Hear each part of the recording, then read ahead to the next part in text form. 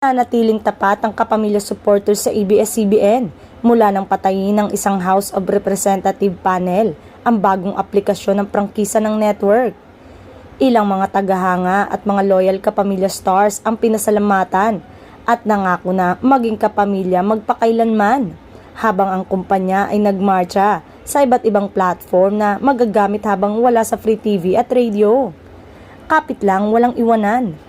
Nagpahayag naman ng pasasalamat ang network sa mga loyal viewers at fans nito habang tinitiyak na patuloy na magbibigay ng saya at pag-asa ang kumpanya sa pamamagitan ng mga bagong programa ngayong 2025. Andito pa rin ang ating tahanan dahil pinatuloy nyo kami sa inyong mga puso. Andito pa rin ang mga ngiti dahil sa ligaya ng nadarama pag tayo ay magkakasama. Ang ating ABS-CBN ay mananatiling nandito noong July 10, 2020 hanggang ngayon dahil sa inyo.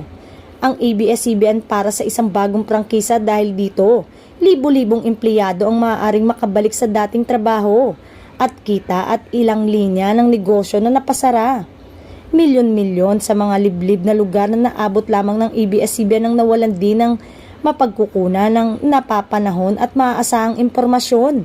Sa kabila ng mga krisis na dumarating sa kumpanya, nakahanap pa rin ang paraan ng ABS-CBN para maabot ang audience nito sa pamamagitan ng paggamit ng digital platform at ilang TV network sa pamamagitan ng partnership.